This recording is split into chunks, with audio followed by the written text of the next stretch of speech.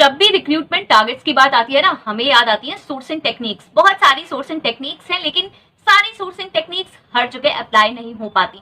बहुत बार हम बहुत जगह से टाई अप्स करते हैं, लेकिन पता नहीं क्या होता है कि सोर्स हम नहीं कर पाते, और यही वाली प्रॉब्लम रह जाती है कि हम टारगेट्स फुलफिल नहीं कर पाते। ओके, सो आज हम यही डिस्कस करेंगे एक ऐसी सोर्सिंग टेक्निक जिसको हम बहुत ही अच्छे से यूज कर सकते हैं, जिसे हम इग्नोर करते हैं या फिर इग्नोर नहीं करते हैं, यूज करते हैं, बहुत अच्छे से यूज नहीं करते। ओके, कैसे हम उसे इंप्लीमेंट कर सकते हैं, आज उसी के बारे में बात करेंगे। ये है employ reference. Yes, employ referral program सुने होंगे आपने, एम्प्लॉय रेफरेंस स्कीम सुनी होंगी।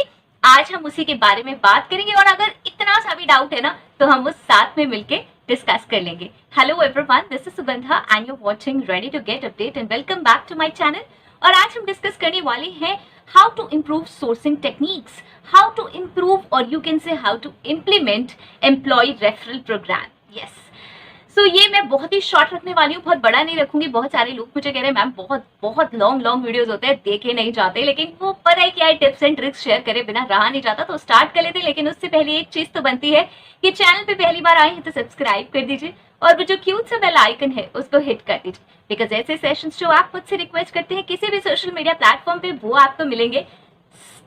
कहाँ मिलेंगे? वो आपको मिलेंगे नोटिफिकेशन फीड पे जब भी वो अपलोड होंगे। और दूसरा चैनल है मेरा ready for SS English, try है, यही सारे सेशंस इंग्लिश में भी वहां पे देख लीजिए। ओके, सो चलिए स्टार्ट कर लेते हैं। और हम सबसे पहले देखते हैं कि ऐसे कौन से रीजंस हैं, ये मैं ऐसे ही बताऊंगी रैंडम, ऐसे कौन से रीजंस हैं जो एम्प्लॉय हमें अक्सर रेफर नहीं करते। चलिए, एम्प्लॉय रेफरेंस के बारे में तो मैंने बहुत बार बात की है, सोर्सिंग के बहुत सारे सेशंस हैं, आप उस पर चेक कर सकते हैं एचआर रिक्रूटर की प्लेलिस्ट में। पर मैं फिर भी एक बार बता देती हूँ कि एम्प्लॉय रेफरेंस होता क्या है। ये होता है जब हम सोर्स कर रहे हैं कैंडिडेट्स, हमें कैंडिडेट्स नहीं मिल पा रहे हैं, तो हम क्या करते हैं, हम जो हमारी कंपनी में एम्प्लॉयज हैं उनसे बोलते हैं यार कोई अगर कैंडिडेट इस प्रोफाइल का है तो हमें बता दो। राइट, इसके लिए बहुत सारे वेज हम यूज कर सकते हैं। ये मैंने एक रैंडम बात बताई है कि हम कंपनी में जो अंदर एम्प्लॉयज काम कर रहे हैं उनसे रेफरेंस ले सकते हैं किसी आउटसाइड एम्प्लॉय का, विच इज वेरी कॉमन। बहुत सारे कॉमन फ्रेंड्स होते हैं, सर्कल होता है, नेबर होता है, रिलेटिव्स होते हैं, हर किसी के। तो हो सकता है कि वो हमें कहीं से कहीं ऐसे दे दें एम्प्लॉयज, लेकिन पता है क्या है, उसमें बहुत रिस्क होता है और कहीं ना कहीं हेजिटेशन होती है एक एम्प्लॉय की।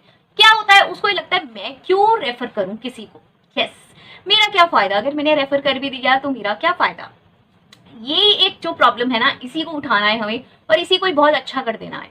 मतलब उसका फायदा करना है, एम्प्लॉय का कुछ ऐसा फायदा होना चाहिए जिससे कि वो अट्रैक्ट हो, वो भी उस पर काम करे कि यार नहीं, मुझे कैंडिडेट ढूंढना है, या फिर मेरा कोई कैंडिडेट तो मैं उसको जरूर जरूर जरूर रिकमेंड करूं, यहाँ पे रेफर करूं कंपनी में। ओके, सो रीजन हमारा हमें पता चल गया कि एम्प्लॉय रेफर क्यों नहीं करते हैं। कहीं एक लेजीनेस होती है, एक हेजिटेशन होती है, एक ये होता है कि भाई मेरा कोई बेनिफिट नहीं है तो मैं क्यों करूं।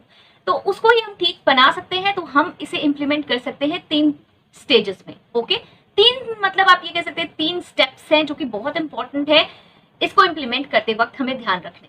तो सबसे पहला पॉइंट आ जाएगा क्रिएट एम्प्लॉय रेफरल प्रोग्राम। एक प्रॉपर सिस्टम बनाइए। ऐसा नहीं है कि हाँ भाई किसी को कभी कह दिया, किसी को कभी कह दिया कि हाँ भाई एक वैकेंसी है, अब आप मुझे बता दीजिएगा। नहीं, एक प्रॉपर सिस्टम होना चाहिए कि हम एम्प्लॉय रेफरेंस जब मंगाएंगे तो किस सिस्टम से मंगाएंगे, क्या अनाउंसमेंट फॉर्म होगा, मोड होगा, मतलब हम एक सर्कुलर इशू करेंगे, नोटिस इशू करेंगे, मेल्स पे डालेंगे, या फिर कोई और वे यूज करेंगे। HRIS सिस्टम है, वहां पर एक नोटिस डालेंगे, अपनी कंपनी की वेबसाइट पर डालेंगे जो कि सिर्फ इंटरनल एम्प्लॉयज को दिखे। इस तरीके का कोई भी एक प्रॉपर सिस्टम बनाइए। उसके बाद दूसरा, एम्प्लॉय कैसे रेफर करेगा उसका भी एक प्रॉपर सिस्टम बनाइए। ऐसा ना हो कि डुप्लीकेसी होने लगे, एक एम्प्लॉय का मैंने भी से रेफर किया, मैंने भी किया, बिकॉज इट्स वेरी नॉर्मल कि एक कैंडिडेट को हमारे 2 एम्प्लॉयज जाने, कोई फ्रेंड हो सकता है, कोई रिलेटिव हो सकता है, तो वहां पर भी ना फिर गड़बड़ होगी कंपनी में। और अगर 1-2 बार डिस्प्यूट हुआ ना तो एम्प्लॉय रेफर करना बंद कर देंगे, क्योंकि वो एक दूसरे को ऐसे स्प्रेड करेंगे कि यार पता है कोई फायदा नहीं होता, हम एम्प्लॉय को रेफर करते हैं, कैंडिडेट को हम रेफर करते हैं, वो किसी और के नाम चढ़ जाता है अपने हिसाब से। ओके, चाहे जेन्युइनली ऐसा हुआ हो कि 2 जनों को जानते हो और किसी एक के हमने उस अकाउंट में चढ़ा दिया हो कि इसने रेफर किया है, बट ये होगा अगर 1-2 बार भी डिस्प्यूट हुआ ना तो एम्प्लॉयज रेफर करना बंद कर देंगे अगर इस तरीके की कोई भी डिस्प्यूट्स आए। राइट, सो व्हाट हमें क्या करना है, एक प्रॉपर सिस्टम बनाना है। रेफर करने का भी एक प्रॉपर सिस्टम होना चाहिए। अगर हम एक human resource information system use कर रहे हैं तब तो बहुत ही अच्छा है। एम्प्लॉय रेफर कर सकता है कैसे, या तो CV अपलोड कर सकता है, या फिर कॉन्टैक्ट डिटेल्स किसी भी कैंडिडेट की अपलोड कर सकता है। किस किस पोजीशन के लिए आप रेफर कर रहे हैं वो सारी चीज आ जाएगी और वो हमें फॉरवर्ड हो जाएगी। ओके, फिर दो मोड हो सकते हैं, किसको आप रेफर कर रहे हो, हायरिंग मैनेजर को कर रहे हो या फिर एचआर को कर रहे हो। दोनों ही वे सही हो सकते हैं। अब ये आपको डिसाइड करना है कि हायरिंग मैनेजर के पास डायरेक्ट आएगा या एचआर के पास डायरेक्ट आएगा, ठीक है। ऑल्दो इसमें बहुत सारी ऐसी चीजें हो सकती है कि कोई नोन हो और मतलब हायरिंग मैनेजर के नोन हो, वो किसी के थ्रू किसी को कहलवा दें। अब ये सारी चीजें छोटी मोटी होंगी। अगर आप ये सब सोचेंगे कि भाई यहाँ कुछ घपला हो रहा है या ऐसा हो रहा है, तो ये इतने बड़े कोई घपले नहीं है। लाखों के आपको एक कैंडिडेट मिल रहा है तो हम इतना तो देख ही सकते हैं, इतना तो बेयर कर सकते हैं, राइट। बट अगर हम एक प्रॉपर सिस्टम बना देंगे ना, तो ये भी चीज बहुत ज्यादा रिजॉल्व हो जाएगी, क्योंकि प्रॉपर कैंडिडेट का नाम आएगा, फिर किस किस उसके लिए रेफर हो रहा है, वो किस पोजिशन के लिए रेफर हो रहा है, और फिर हम उसे कंटैक्ट कर सकते हैं, राइट। सो मेरा मेन पर्पस यहाँ पे यह है कि हमें एक प्रोग्राम बनाना पड़ेगा।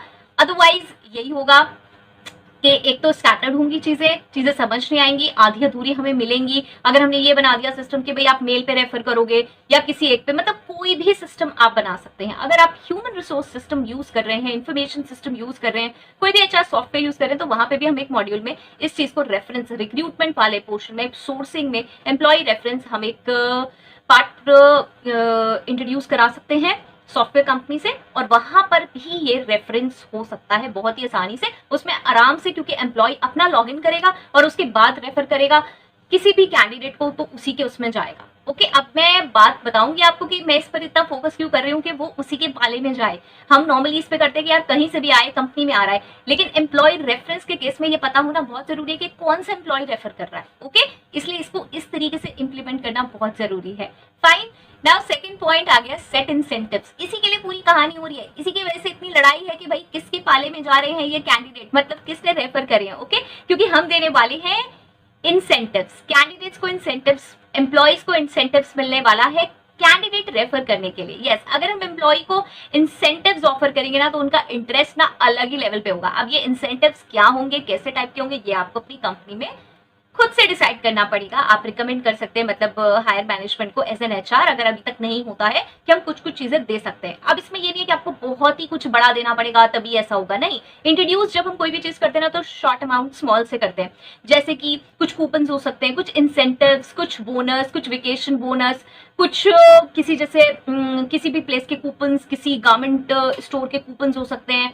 ये बहुत कॉमन चीज है। पहले तो बहुत ज्यादा कंपनीज में होता था कि इस तरीके के मिलते थे, वाउचर्स मिलते थे, 5000 का वाउचर, 10,000 का वाउचर, इधर उधर का। और वो जब मिलते थे ना, तो एक दो चीजें गारमेंट परचेज करने में ही निकल जाते थे। पहले तो हम सोचते थे कि हम बहुत सारी चीजें परचेज करेंगे, लेकिन वो इतने अच्छे ब्रांडेड स्टोर के कूपन या वाउचर्स होते थे जो हम जाते थे और फिर वो एक आध चीज में ही खत्म हो जाते थे, राइट। तो इस तरीके की चीजें बहुत अट्रैक्ट करती हैं एम्प्लॉयज को, बिकॉज बहुत सारे एम्प्लॉयज नॉर्मल होते हैं जो इतना अफोर्ड नहीं कर सकते हैं, या फिर अगर अफोर्ड भी कर सकते हैं तब भी जो एक ये अलग से चीज मिलती है ना, इसका अलग ही मजा होता है, राइट। सो अब इसमें आप क्या क्या चीजें मैंने बताई, एक वाउचर्स हो सकते हैं, कोई कूपन हो सकते हैं, और आपके बोनस हो सकते हैं, आपके इंसेंटिव्स हो सकते हैं, कैश प्राइस हो सकता है, यस बहुत ही अच्छा हो सकता है कैश प्राइस, या फिर कुछ अमाउंट सैलरी का कुछ परसेंट हो सकता है, कुछ भी इस तरीके की कोई भी चीज जो कि आप अफोर्ड कर सके, आपकी कंपनी अफोर्ड कर सके, उसको इम्प्लीमेंट कर सकते हैं। और ये कोई ऐसा नहीं है लीगल इलीगल या इस तरीके की चीज, ये तो सब जो भी आप अलाउंसेस देना चाहें वो सब दे सकते हैं, अलाउंसेस या फिर परक्यूजिट्स देना चाहें वो कुछ भी कंपनी दे सकती है अपनी मर्जी से। ओके, सो इसका लेकिन सेट अमाउंट या सेट जो भी आप बेनिफिट देने वाले हैं, ये सेट करना बहुत इंपॉर्टेंट है, क्योंकि क्या होगा, किसी को आपने कुछ दे दिया, किसी को कुछ दे दिया, अगेन डिस्प्यूट होगा, अगेन एम्प्लॉय रेफर नहीं करेंगे। इसीलिए जब हम ये प्रोग्राम इंप्लीमेंट कर रहे हैं तो बहुत इंपॉर्टेंट है, क्या इंपॉर्टेंट है कि हम सेट कर लें एक प्रॉपर अमाउंट, बोनस की, इंसेंटिव की, कूपन्स की, वाउचर्स की, जो भी चीज हम देने वाले हैं पहले से ही, मतलब एक अमाउंट ऐसी जो कि चाहे कोई भी कैंडिडेट आप रेफर करें, एक अगर आपने करा, एक कैंडिडेट अगर आपने रेफर करा और वो सिलेक्ट हो गया, ये सिलेक्शन वाली बात जरूरी है, अदरवाइज लोग तो ऐसे उठा के 50 लोग बाहर से ऐसे ही उठा देंगे, लिंक्डइन पे डेटाबेस इकट्ठा करेंगे और कितने कैंडिडेट आपको प्रोवाइड कर देंगे। क्योंकि आपने देखा है लिंक्डइन पे हम जो भी जॉब पोस्टिंग, कोई भी जॉब पोस्टिंग करते हैं कि हाँ भाई ऐसे ऐसे ऐसे, तो उसमें नीचे ना बहुत सारे लोग अपने सीवीज, इंटरेस्टेड और ये सब डालने लगते हैं, मतलब मेल आईडी लिखी होती है तो मेल आईडी पे अपने भेज देते हैं, बिकॉज बहुत सारे लोगों को इग्नोरेंस भी होती है, पता भी नहीं होता कि वो डेटा सिर्फ इकट्ठा करने के लिए हो रहा है। बहुत बार तो कंपनीज जो लिंक्डइन पे मतलब जो पोस्टिंग्स होती हैं जॉब पोस्टिंग्स जो होती है लिंक्डइन पे वो बहुत बार ऐसी होती है कि वहाँ कोई भी अभी जॉब्स अवेलेबल नहीं होती, ऑल्दो ऐसा होता है कि बहुत समय बाद या कुछ मंथ्स बाद आपको जॉब्स रिकमेंड हो जाएंगी। बहुत सारे लोग कहते हैं कि ग्रुप एचआर के ग्रुप्स हो रहे हैं, व्हाट्सएप ग्रुप्स बनने वाले हैं, इसलिए आप अपना कॉन्टैक्ट नंबर पोस्ट कीजिए और आपको डाल दिया जाएगा वहां पे। ऑल्दो अलग अलग लोकेशंस की जॉब्स पोस्ट होती रहती हैं। इनिशियल ईयर्स में मैंने भी बहुत ऐसे ग्रुप्स ज्वाइन किए थे जहां मैंने देखा था कि हाँ भाई जॉब्स पोस्ट होती हैं। बहुत बार आपकी मतलब की जॉब भी नहीं होगी, लेकिन हाँ हम इसलिए ज्वाइन कर लेते हैं कि पता नहीं शायद हो जाए, राइट। सो इस तरीके की चीजें देखिए, मैं कहीं से टॉपिक लेके ना कहीं और चीज इसलिए डिस्कस करती हूँ क्योंकि ये सारे क्वेश्चंस भी डेली मेरे पास आते रहते हैं, तो मुझे लगता है इसको भी लिंक करके मैं बता दूं, राइट, कि वहां पे बहुत बार डेटा बेस कलेक्ट होने के लिए आपसे मांगी जाती हैं आपकी डिटेल्स, राइट, कि आप इंटरेस्टेड है नहीं है। तो ये जो इंसेंटिव्स है ये सिलेक्शन बेस्ड होने जरूरी है, क्योंकि लोग वहां से डेटा उठाएंगे और बहुत सारा रेफर कर देंगे ऐसे ही उठा के, और उसमें बहुत सारा डेटा ऑब्वियसली ऐसा होता है जो कि सूटेबल नहीं होता। और एम्प्लॉय रेफरेंस का मतलब ही है कि आप ऐसे कैंडिडेट्स प्रोवाइड करें जो कहीं ना कहीं बहुत ज्यादा बैठ रहे हो हमारी जॉब प्रोफाइल से, राइट। मतलब ऑब्वियसली इंटरव्यूज होंगे और सारा सिलेक्शन प्रोसीजर होगा, लेकिन स्टिल जब एम्प्लॉय किसी को रेफर करता है तो उसे बहुत सारी सिचुएशन कंपनी की और उस प्रोफाइल की पता होती है, वो उसी अकॉर्डिंग रेफर करता है कैंडिडेट को। लेकिन ये जो इंसेंटिव वाला चक्कर है, इसके चक्कर में वो ऐसा कर सकता है कि 10, 20, 50 ऐसे ही लोग के सीवीज या कॉन्टैक्ट डिटेल्स आपको दे दिए और उसने कहा कि भाई मेरे तो 20 लोगों के पक्के हो गए इंसेंटिव्स। ऐसे नहीं, ओके, ये होगा सिलेक्शन बेस्ड, राइट। और जो भी आप पॉलिसी सेट करते हैं, लेकिन सबसे बेस्ट ये है कि सिलेक्शन बेस्ड ही करें, अदरवाइज वही होगा कि बहुत सारे लोग बहुत सारे इररेलेवेंट सीवीज, रेज्यूमेस या लोगों को रिकमेंड कर देंगे और उसका कोई बेनिफिट नहीं होगा, ठीक है। तो चलिए ये हो गया हमारे, मैंने बहुत ही प्रैक्टिकल सी चीज बताई है। अगर आप फ्रेशर है तो नहीं पता होगा, अदरवाइज अगर आप काम कर रहे हैं तो ऑब्वियसली आप भी गेस कर लेंगे, ठीक है, इसलिए मैंने इसको शेयर किया यहाँ पे। नेक्स्ट आता है थर्ड, अब जो कि लास्ट है और बहुत ज्यादा इंपॉर्टेंट है, that is interview procedure, interview experience, interview feedback, कुछ भी कह सकते हैं आप। This is all about interview. Now interview experience हमें बहुत अच्छा रखना है कैंडिडेट का, ऐसा ना हो कि कैंडिडेट आए और वो कहे अरे यार मैं कहाँ फंस गया, राइट। ऐसे एम्प्लॉय भी आपको कभी रेफर नहीं करेगा। दूसरा, कोई भी पार्शियलिटी नहीं होनी चाहिए, सेट प्रोसीजर होना चाहिए इंटरव्यू का। अगर आपने इंटरव्यू का प्रोसीजर एम्प्लॉय रेफरेंस के केस में डिफरेंट रखा है, मतलब आपने और सारी सोर्सिंग टेक्निक्स जो है एडवर्टाइजमेंट की, जॉब पोर्टल्स की, उनसे जो हमें इन कैंडिडेट्स शॉर्टलिस्ट करने हैं, उसका जो इंटरव्यू प्रोसीजर है वो हमने सेपरेट रखा है। और अगर एम्प्लॉय रेफरेंस से जो कैंडिडेट आ रहा है उसका हमने इंटरव्यू पैटर्न सेपरेट रखा है, तो वो जो पैटर्न है वो सेम होना चाहिए हर कैंडिडेट के लिए, जितने भी एम्प्लॉय, जितने भी कैंडिडेट रेफर हो रहे हैं। अगर आप ऐसे पार्शियलिटी करेंगे ना कि नहीं यार वो तो सीनियर मैनेजर ने एम्प्लॉय कैंडिडेट रेफर कराया ना, तो चलो उसका तो ऐसे ही हो जाएगा, वो उसने कराई और उसका बड़ा सख्त इंटरव्यू लेना है, तो फिर बात नहीं बनेगी। एम्प्लॉय कभी रेफर ही नहीं करेगा। पार्शियलिटी नहीं करनी है, सेम प्रोसीजर रखना है। एम्प्लॉय को ट्रांसपेरेंसी दिखनी चाहिए कि यार जो भी कैंडिडेट आता है ना वो इस टेस्ट से तो पास होता ही है, मुझे रेफर जरूर करना है, लेकिन एक सेट पैटर्न है इंटरव्यू का, उसी से ही जाके कैंडिडेट सिलेक्ट होगा, okay. And this is fair also, because ऐसे ही हम किसी को तो रख नहीं लेंगे। जो सेट पैटर्न है, जो चीजें हमें चाहिए, स्किल्स, क्वालिफिकेशन, एक्सपीरियंस, उसके लिए जो हम टेस्ट वेस्ट करते हैं वो तो सारे करेंगे।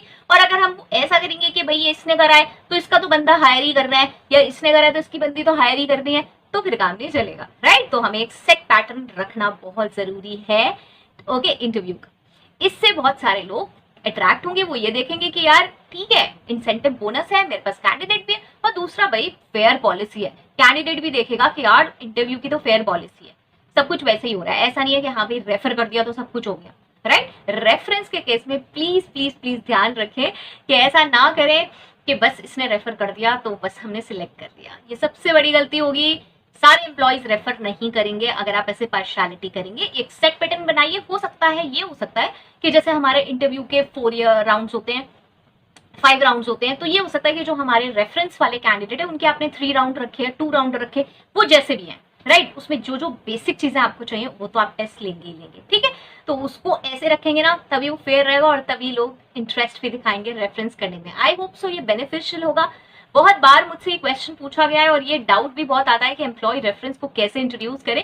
तो आई होप सो ये मैंने बिल्कुल प्रैक्टिकल टिप्स बताए हैं जो कि बहुत ज्यादा हमने इम्प्लीमेंट करे और इनके रिजल्ट्स भी आए हैं, राइट।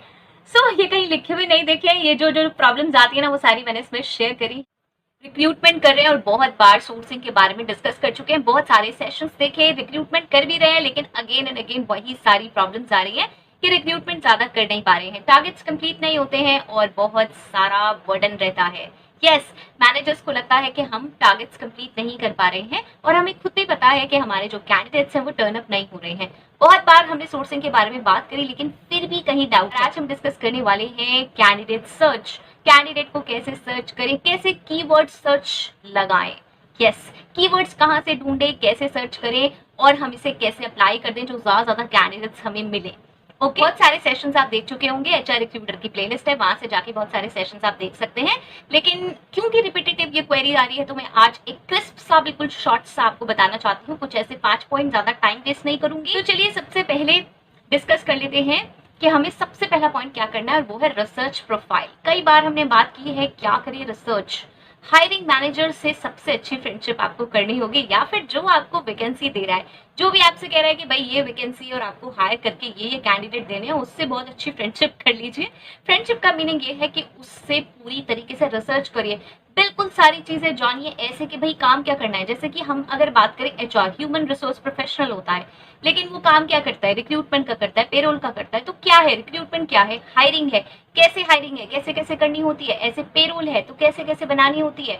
फाइन, ऐसे ही जो भी प्रोफाइल आपको मिलता है उसके बारे में कंप्लीट रिसर्च करनी है आपको। किससे, हायरिंग मैनेजर से। अगर कोई हायरिंग मैनेजर नहीं है, आपके अपने मैनेजर हैं, एचआर मैनेजर हैं, तो उनसे बहुत अच्छे से प्रोफाइल के बारे में बिल्कुल बेसिक लैंग्वेज में जरूर पूछ लीजिए। कंप्लीट प्रोफाइल डिस्कस कर लीजिए कि एक्चुअल प्रोफाइल है क्या, क्या क्या रोल्स एंड रिस्पॉन्सिबिलिटीज रहेंगी और एक्चुअल की स्किल्स कौन सी रिक्वायर्ड है। वो हाइपोथेटिकल सी नहीं कि जैसे एनालिटिकल स्किल्स, ये वाली स्किल्स, मतलब इनको सीधा समझिए कि भाई एनालिटिकल स्किल्स है तो क्या है, वो क्या मीनिंग, क्या है इसका। कंफ्लिक्ट रेजोल्यूशन है तो क्या मीनिंग है, मतलब किस टाइप के कंफ्लिक्ट हमें इसे रिजोल्व करने होंगे जो एम्प्लॉय हायर होगा।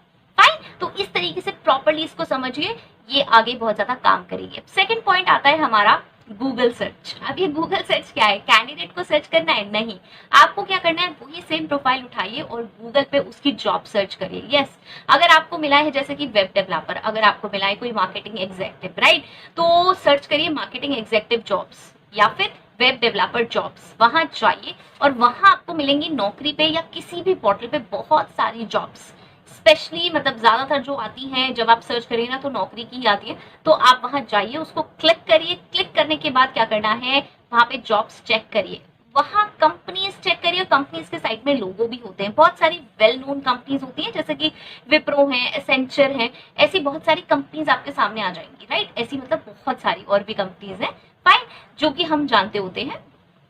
वो कंपनीज की जॉब्स उठाइए, ऐसी कंपनीज की जॉब्स मत उठाइएगा जहां पे लोगो वगैरह ना हो, जो ऐसी कोई लिमिटेड, प्राइवेट लिमिटेड ऐसी ही लिखी हुई हो तो आपको कहीं डाउट आ रहा हो। मेरा कहने का मीनिंग ये है कि जहां पे आपको ऐसा लग रहा हो कि यार पता नहीं ये कंपनी क्या है क्या नहीं, और ज्यादा कुछ पोस्टिंग में ना लिखा हो, कुछ अच्छी कंपनीज उठाइए और वहां पे वही जाके जॉब चेक कीजिए, वहां से नोट करिए कुछ की skills and roles and responsibilities match करिए अपने से। यस, मैचिंग वाला अभी सेकंड पॉइंट पे आएगा। अभी आपको यहाँ पे क्या करना है, डिफरेंट कंपनीज की ऐसे जॉब्स देखनी है, ठीक है, और ऐसे 2 4 5 देख लीजिए। अगर स्टार्ट कर रहे हैं बहुत ज्यादा कंफ्यूजिंग ना करने के लिए, 2 कोई अच्छी कंपनीज देख लीजिए, सेम प्रोफाइल, की स्किल्स एंड ऑल मैच कर लीजिए, रूल्स एंड रिस्पॉन्सिबिलिटीज अगर मैच हो रही है थोड़ी बहुत तो उसकी जो है ना वो भी सारी उठा लीजिए। यस, और भी सारी चीजें उठा लीजिए। और अब जो हम जॉब पोस्टिंग ड्राफ्ट करेंगे वो हम उसके जैसी जॉब पोस्टिंग ड्राफ्ट करेंगे। यस, अब ये थोड़ा रिस्की हो सकता है, अगर आपको अंडरस्टैंडिंग नहीं है लैंग्वेज की तो यहाँ प्रॉब्लम आ सकती है कि जो रोल्स एंड रिस्पॉन्सिबिलिटीज आपकी प्रोफाइल की नहीं है आप वो भी लिख दें, तो ये थोड़ा रिस्की है। इसीलिए कम्युनिकेशन स्किल्स पे भी हमें अपने काम करना चाहिए। आपको ठीक से पढ़नी है सारी प्रोफाइल जो उसमें जॉब लिखी हुई है, ऐसा नहीं है कि आप वो रिस्पॉन्सिबिलिटीज उठा लें, वो की स्किल्स उठा लें जो आपके प्रोफाइल से बिल्कुल मैच ना कर रही हो। बहुत बार ऐसा होता है कि बहुत सारी रिस्पॉन्सिबिलिटीज अच्छी कंपनियों में बहुत ज्यादा होंगी, वो उठा के कोई फायदा नहीं है, राइट। तो आप मैच कर लीजिए। और मैं इसलिए कह रही हूँ कि वो जो लैंग्वेज, सेट लैंग्वेज है ना, वो आपको मिल जाएगी और उस तरीके के जॉब्स जब और भी लोग सर्च करेंगे तो आपका कैंडिडेट भी उसे सर्च करेगा और वो भी अप्लाई करेगा, ओके, जब आप वही जॉब पोस्टिंग्स पे डालेंगे। फाइन, तो ये हो गया हमारा गूगल सर्च। अब आ जाता है थर्ड पॉइंट जिसमें मैं मैचिंग की भी बात करी थी। अब हमें क्या करना है, .1 से और .2 से ऊपर हमें की रिस्पॉन्सिबिलिटीज और की स्किल्स मिल गई थी, रोल्स एंड रिस्पॉन्सिबिलिटीज मिल गई थी और की स्किल्स मिल गई थी। ऐसे ही सेकंड पॉइंट पे जो हमने गूगल सर्च करा वहां से हमें मिल गई। अब हमें क्या करना है, दोनों को साथ में रखना है, दोनों को सेट करना है और हमें अपना एक जॉब डिस्क्रिप्शन बनाना है। यस, अगेन मैं कह रही हूँ ये इसलिए रिस्की हो सकता है कि आपकी कंपनी में अगर वो रोल्स एंड रिस्पॉन्सिबिलिटीज नहीं है तो आप ऐसे नहीं चिपका सकते। आपको एक बार सेट करके अपने मैनेजर को दिखाना होगा कि हाँ क्या ये सही है। यस, ये ट्राइड एंड टेस्टेड है, ये चलता है। हायरिंग मैनेजर बहुत सारी चीजें ना हमें दे नहीं पाते हैं जॉब डिस्क्रिप्शन में, और जब हम वो सारी चीजें सेट करते हैं ना जो हमने कहीं और से भी ढूंढी हो तो कहते हैं हाँ हाँ यार ये भी काम होता है, ये ऐसे भी आप ड्राफ्ट कर सकते हो, ये लैंग्वेज भी अच्छी है। ओके, सो ये आपने कर लिया। हर एक प्रोफाइल का एक प्रॉपर वो बनाए, नोट्स बनाए। ऐसा ना करेंगे बस मतलब खिचड़ी सी बना देंगे, यहाँ से कॉपी करा, यहाँ से प्रिंट आउट निकाला, यहाँ से नहीं। एक ही शीट पे, अगर आप ऑनलाइन भी काम करते हैं जैसे आपने वर्ड में बनाई या किसी में भी बनाई वो फाइल, तो एक जगह जैसे कि ऊपर लिख दीजिए वेब डेवलपर, उसकी की रिस्पॉन्सिबिलिटीज, नीचे की स्किल्स। ऐसे मैंने आईटी रिक्रूटर के कुछ प्रोफाइल्स अभी लाए हैं, मतलब फुल स्टैक डेवलपर और सिस्टम एडमिन का मैंने कुछ एक्सप्लेनेशन किया था। आईटी रिक्रूटर की प्लेलिस्ट में मिल जाएगा आपको, वहां से आप चेक कर सकते हैं कि आप किस तरीके से नोट्स बना के एक एक प्रोफाइल के अपने पास रख सकते हैं, स्लाइड्स फॉर्म में या जैसे भी फॉर्म में। ठीक है, तो उसमें की स्किल्स नोट कर सकते हैं और कीवर्ड्स नोट कर सकते हैं और उसकी रोल्स एंड रिस्पॉन्सिबिलिटीज एक जगह नोट कर लीजिए, उसको बार बार डेली रीड करते रहेंगे। चाहे जितने भी प्रोफाइल्स हैं सब प्रोफाइल्स पे अलग अलग काम करिए, खिचड़ी नहीं बनानी है। फाइन, तो अब हमने क्या कर लिया, अब हमने मैच कर लिए और कीवर्ड्स हमने उसमें से निकाल लिए, फर्स्ट और सेकंड दोनों में से। ये ना हमें कीवर्ड्स ढूंढने में भी हेल्प करेगा, क्योंकि हम अक्सर पजल हो जाते हैं कि इसके लिए क्या बूलियन सर्च डालें, इसके लिए क्या कीवर्ड्स डालें, राइट। तो इसलिए भी हेल्प करेगा, इसलिए मैं कह रही हूँ कि वहां से जरूर उठाएं और अपना जरूर मैच करें, साथ में उसको बनाएं जैसे कि हमारे पास कुछ ज्यादा से कीवर्ड्स हों। जब कैंडिडेट सर्च करेगा ना तो भी आपकी कंपनी ऊपर आएगी, क्योंकि आपने वही चीजें डाली होंगी जो आपकी ब्रांडेड कंपनीज हैं वो भी डालती हैं अपनी जॉब पोस्टिंग्स में, राइट। तो वो जरूर सजेशन में उन्हें शो करेगा और वो लोग अप्लाई करेंगे और आपके पास ज्यादा से ज्यादा कैंडिडेट्स आ सकते हैं। सेम वे आपको भी चीजें पता चलेंगी कि कौन कौन सी चीजें डालने से मुझे बहुत ज्यादा कैंडिडेट्स मिल सकते हैं। ये वर्क करता है, प्लीज इसे जरूर करें। नाउ फोर्थ आता है जॉब पोर्टल सर्च, जो कि बहुत ईजी है। जो भी जॉब पोर्टल से आप सर्च करते हैं वहाँ पे ऑल कीवर्ड्स, एनी कीवर्ड्स और बूलियन सर्च में जाएं। ये मैं पहले एक्सप्लेन कर चुकी हूँ, तो आप वहां से चेक करें। यहाँ पे मेरा वो पर्पस नहीं है बताना ऑल कीवर्ड्स और एनी कीवर्ड्स और बूलियन सर्च कैसे लगाते हैं, ऑलरेडी सेशंस बने हुए हैं, तो आप वहां से चेक कर सकते हैं। कोई सेशन नहीं मिलता तो आप मुझे बता दें। तो यहाँ पे आप यही सारे कीवर्ड्स जो हमने ढूंढे हैं ब्रांडेड कंपनी और अपनी कंपनी के, वो आप अप्लाई करेंगे और आप देखेंगे रिजल्ट्स आपको बहुत ज्यादा मिलेंगे। नेक्स्ट आ जाता है फिफ्थ पॉइंट, और ये है मास मेलिंग, जो कि बहुत ही अच्छा ऑप्शन है, नौकरी में आपको मिलता है। तो वहां पे आप बहुत सारे लोगों को कर सकते हैं। एक आपको मेल ड्राफ्ट करनी पड़ती है, मतलब एक कंटेंट ड्राफ्ट करना होगा और उसके बाद जो फिल्टर्स लगाएंगे उसमें भी यही कीवर्ड्स यूज कीजिए। बहुत सारे कैंडिडेट्स टैप होंगे और वो अप्लाई करेंगे। ये मैं बार बार इसलिए कह रही हूँ कि जो ब्रांडेड कंपनीज है उनकी जॉब्स बहुत ज्यादा सर्च में आती हैं और वही वाले जो वर्ड्स हैं वो लोग सर्च करते हैं और वो सर्च वो अपने वही कीवर्ड्स ना वो अपने रेज्यूमे में भी डालते हैं। तो जब आप मास मेलिंग करेंगे ना तो जो कीवर्ड्स होंगे वो वहां से मैच करेंगे उनके रेज्यूमे से, और वो रेज्यूमे के पास मेल जाएगी। जिनके रेज्यूमे में वो वर्ड्स होंगे उनके पास वो मेल जाएगी उन कैंडिडेट्स के पास। जब वो मेल जाएगी उनके पास तो ऑब्वियसली वो आपकी कंपनी में अप्लाई करेंगे, अगर सारी चीज अच्छी होगी। आप वो कैंडिडेट, आपकी कंपनी कैसी है, क्या है, ब्रांडिंग है, वो सारी चीजें आपको खुद देखनी होंगी। वो मैं कई बार डिस्कस कर चुकी हूँ। इंटरव्यू एक्सपीरियंस, कैंडिडेट एक्सपीरियंस, वो सारी चीजें अलग है। यहाँ पे हम सिर्फ सर्च के बारे में बात कर रहे हैं, ठीक है। तो और सारी चीजें कंपनी से रिलेटेड क्या क्या आपको इंप्रूव करनी है ये तो आपको देखनी पड़ेगी। मेरे यहाँ सारे सेशंस हैं, आप एचआर रिक्रूटर और ह्यूमन रिसोर्स सीरीज की प्लेलिस्ट में आपको चेक कर सकते हैं, ठीक है। तो ये है जिसमें मैंने 5 पॉइंट में आपको क्रिस्प बताया। ये बहुत अच्छा तरीका है, इसको अप्लाई करके देखिएगा, हिट जरूर करेगा, राइट। बहुत ज्यादा कैंडिडेट्स आप इससे सर्च कर सकते हैं। बहुत सारे कैंडिडेट्स अप्लाई करते हैं जो कि रेलेवेंट होते हैं, ऐसे ही नहीं, क्योंकि जो मैंने कीवर्ड्स वाला आपको फंडा बताया है वो हमेशा मैच करता है। लोग कीवर्ड से ही सर्च करते हैं, सारी चीजें कीवर्ड से ही आजकल टैप होती हैं, ठीक है। जॉब पोर्टल से सोर्सिंग करने में लगे हैं और बहुत सारे कैंडिडेट्स हैं। हम चाहते हैं बहुत ही रिफाइंड सोर्सिंग हो जाए, बहुत ही एक्यूरेट कैंडिडेट मुझे मिल जाए। एक्यूरेट का तो पता नहीं, लेकिन जो मैं सर्च कर रही हूँ उसके कुछ आसपास मुझे जरूर मिले। आज से ही नहीं, पता नहीं कितने समय से हम उलझे हुए हैं बूलियन सर्च ऑपरेटर्स में। यस, बूलियन स्ट्रिंग ऑपरेटर्स क्या है, कैसे यूज होते हैं, बहुत ही कंफ्यूजिंग से लगते हैं। हमें तो लगता है एंड और ब्रैकेट सबका एक ही मतलब है, अलग अलग क्यों बना दिए हैं। तो चलिए आज इसको डिस्कस कर लेंगे। आज देख लेते हैं बूलियन सर्च ऑपरेटर्स क्या है, बूलियन सर्च स्ट्रिंग्स क्या है। बहुत ही एक्यूरेट वे कैंडिडेट्स को सर्च करने का। मुझे जो स्पेसिफिक चीज मेरे जेडी में लिखी है, जो कीवर्ड्स स्पेसिफिक लिखे हैं, मुझे उसी टाइप का कैंडिडेट चाहिए। मुझे ऐसे कोई भी आलतू फालतू कैंडिडेट अपने सर्च बॉक्स में नहीं चाहिए। जहां मेरे पास कैंडिडेट्स तो थाउजेंड्स में हो, लेकिन जब मैं देखूं तो उसमें मेरे जेडी से कुछ ही चीजें मैच हो रही हूं। तो हम ऐसी कैसे एक्यूरेट सर्चिंग लगाएं? बात की बात है, शॉर्टलिस्ट होगा नहीं होगा, स्क्रीनिंग में क्या होगा, लेकिन पहले मेरे पास कम से कम छन के तो ऐसी चीज आए जिससे मैं कॉन्फिडेंट हूं कि अब मुझे आगे बढ़ना है, इसमें से मैं चूज कर सकूं। तो हम उसे कैसे कर सकते हैं? कुछ ऐसा कीवर्ड का मैं जाल फैलाऊं, कुछ ऐसा मैं ट्रैप फैलाऊं, कुछ ऐसा ट्रैपिंग करूं जिससे बहुत ही आसानी से मुझे कैंडिडेट्स मिल जाए, राइट? इसे ही कहते हैं बूलियन सर्च ऑपरेटर्स या फिर boolean string operators, boolean search, right? Boolean मतलब putting something, putting the keywords in such a way, arranging them in such a way, putting and or asterisk brackets in this way कि मेरी जो search है वो बहुत ही accurate आ जाए, right? सो चलिए, यही है बूलियन सर्च ऑपरेटर्स और मैं आज बताने वाली हूँ आपको कुछ 5-6 ऑपरेटर्स जिनको यूज करके बहुत ही सिंपल तरीके से आप समझेंगे और आप किसी भी प्रोफाइल पे इसको अप्लाई कर पाएंगे। पहले स्टार्टिंग में मुझे भी बहुत ज़्यादा प्रॉब्लम होती थी जब मैंने इसे स्टार्टिंग में पोर्टल में सीखना स्टार्ट किया था, लेकिन अब वो प्रॉब्लम खत्म हो गई है क्योंकि मैं आपको बताने वाली हूँ एग्जाम्पल से, राइट? सो मैं कुछ आईटी के एग्जाम्पल लूंगी, कुछ नॉन आईटी के लूंगी, बिकॉज आईटी नॉन आईटी दोनों ही मुझसे ही रिक्वेस्ट कर रहे हैं, राइट? और इसके बाद बहुत सारे सेशंस इसी पे आएंगे बिकॉज मुझसे जो एक्चुअल में पूछा गया है वो पूछा गया है बहुत सारे प्रोफाइल्स के बूलियन सर्च स्ट्रिंग्स, राइट? तो वो मैं धीरे धीरे सारे लाती रहूंगी। आज हम पहले थोड़ा सा स्ट्रिंग्स को समझ लेते हैं। तो सबसे पहला जो स्ट्रिंग हम नॉर्मली यूज करते हैं, जो सबसे पहला ऑपरेटर हम नॉर्मली यूज करते हैं वो क्या है? वो है एंड का, AND, और ये आएगा कैप्स में जैसे आप देख रहे होंगे, ओके?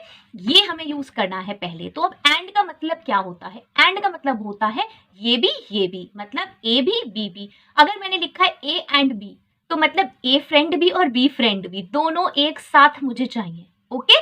दोनों एक साथ मुझे चाहिए, A फ्रेंड भी चाहिए और B फ्रेंड भी चाहिए। तो A एंड B। तो ये हो गया, जैसे कि मैं किसी आईटी के प्रोफाइल को सर्च कर रही हूं तो मुझे क्या चाहिए? जावा भी एंड डेवलपर भी। तो जावा एंड डेवलपर लिखूंगी मैं, जावा एंड AND कैप्स में एंड डेवलपर। इससे क्या होगा? यहां मैं जैसे ही ये लिखूंगी वैसे ही मेरे पास वो सारे सीवीज आ जाएंगे सर्च में जहां पे जावा भी लिखा होगा और डेवलपर भी लिखा होगा उस पूरे सीवी में, ओके? अभी मैं कहाँ लिखना है ये तो मैं बताना भूल ही गई। यही हम बात कर रहे हैं, नौकरी पोर्टल को ओपन कीजिए और नौकरी पोर्टल में आप देखेंगे जहां पे एडवांस सर्च लिखा होता है। जब हम सर्च करते हैं तो वहां एडवांस सर्च लिखा होता है और उसके नीचे एक बार होता है और वो एक कॉलम होता है जिसमें हम कुछ लिख सकते हैं और उसके नीचे लिखा होता है टर्न बूलियन ऑन।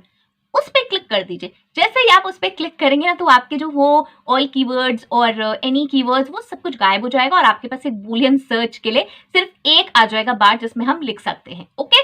सिर्फ एक ऐसा कॉलम आ जाएगा जिसमें हम लिख सकते हैं, राइट? तो वहां पे हमें जाना है। जब हम सर्च कर रहे हैं एडवांस सर्च में हम क्या करेंगे? टर्न बूलियन ऑन, क्योंकि हमें बूलियंस के थ्रू सेपरेट करना है, मतलब हमें सर्च करना है बूलियंस के थ्रू, तो हम उसे ऑन कर देंगे तो वो सारा झमेला खत्म हो जाएगा, excluding keywords, any keywords, all keywords, क्योंकि वहां पे भी हम कंफ्यूज हो जाते हैं। अगर उसमें कंफ्यूज है तो वो भी बताइएगा, वो भी बहुत ईजी है, वो भी मैं आपको A और B फ्रेंड की तरह समझा दूंगी, राइट? सो अब क्या है? A और B दोनों फ्रेंड मुझे चाहिए, मतलब ऐसी सीवी चाहिए जिसमें जावा भी हो और डेवलपर भी हो, वो ही चाहिए, राइट? जैसे कि अगर मैं सर्च कर रही हूँ किसी नॉन आईटी प्रोफाइल के लिए, HR के प्रोफाइल के लिए, तो मुझे क्या चाहिए? रिक्रूटमेंट भी चाहिए एंड पेरोल भी चाहिए, क्योंकि मैं जर्नलिस्ट का प्रोफाइल ढूंढ रही हूँ तो मुझे चाहिए रिक्रूटमेंट भी किया हुआ उसने और पेरोल का भी काम किया हुआ। तो मैं क्या लिखूंगी? Recruitment and payroll, right? ये हो गया हमारा एंड का केस। अब समझ लेते हैं सेकेंड ऑपरेटर और फिर से वही कैप्स में ORS, ठीक है? तो ये हो गया हमारा और में क्या चाहिए मुझे? या तो A चाहिए या B चाहिए, दोनों नहीं चाहिए, या तो जावा हो या डेवलपर हो, दोनों नहीं चाहिए। अब आप कहेंगे जावा डेवलपर तो मैम एक ही वो होती है, ओके? तो यहाँ पे एग्जाम्पल हम चेंज कर सकते हैं कोई भी कि मतलब जावा डेवलपर मुझे अगर चाहिए तो कैसे हो सकता है कि जावा नहीं हो डेवलपर नहीं हो, राइट? तो यहाँ अगर हम एक नॉन आईटी का एग्जाम्पल देखें तो क्या हो जाएगा, रिक्रूटमेंट और पेरोल, राइट, रिक्रूटमेंट हो या फिर पेरोल हो। लेकिन यहाँ पे ये एग्जाम्पल सेम जावा और डेवलपर की तरह सूट नहीं कर रहा है, तो हम इसे ऐसे कर सकते हैं, रिक्रूटमेंट हो या फिर टैलेंट एक्विजिशन हो। कहीं पर भी लिखा हो, या तो रिक्रूटमेंट लिखा हो या टैलेंट एक्विजिशन लिखा हो, तो दोनों ही मुझे चल जाएंगे। ओके, ऐसे सीवीज जिसमें या रिक्रूटमेंट हो या टैलेंट एक्विजिशन हो, ऐसे सीवीज जिसमें या जावा हो या डेवलपर हो, मतलब कोई भी एक वर्ड उसमें मैच हो जाए तो मुझे आप दे दो। ऐसा नहीं है कि दोनों ही फ्रेंड साथ में चाहिए, या तो ये फ्रेंड आ जाए या वो फ्रेंड आ जाए, मुझे कोई इश्यू नहीं है। ओके, इसका मीनिंग ये हो गया। समझ आ गए हैं आई थिंक। दो मैं बिल्कुल सिंपल तरीके से समझा रही हूँ, बिकॉज यहाँ पे बहुत लोग जिनके थोड़े कम्युनिकेशंस अच्छे नहीं हैं, मतलब एंड और में इतनी अच्छी तरीके से डिफरेंशिएट नहीं कर पाते हैं, उन लोगों को बहुत प्रॉब्लम होती है। आई हैव सीन ट्रेनीज, वो थोड़ा सा कम समझ पाते हैं कि मैम ये एंड और का क्या सीन है, इसलिए मैंने इसको बिल्कुल सिंपल तरीके से आपको बताया है। अब नेक्स्ट आ जाएगा नॉट। थर्ड ऑपरेटर हो गया हमारा नॉट। अब नॉट का क्या मतलब होता है, नहीं, मतलब ये जो हम लिख रहे हैं वो विजिबल ना हो। नॉट के बाद हम जिस चीज को लिखेंगे वो विजिबल नहीं हो, वो हमारे प्रोफाइल में ना हो। इसका मतलब recruitment and payroll, not on boarding. मतलब मुझे ऑन बोर्डिंग स्पेशलिस्ट तो मेरे पास पहले से ही है, ऑन बोर्डिंग के लिए मुझे नहीं चाहिए, मुझे चाहिए रिक्रूटमेंट वाला काम करो और पेरोल वाला काम करो।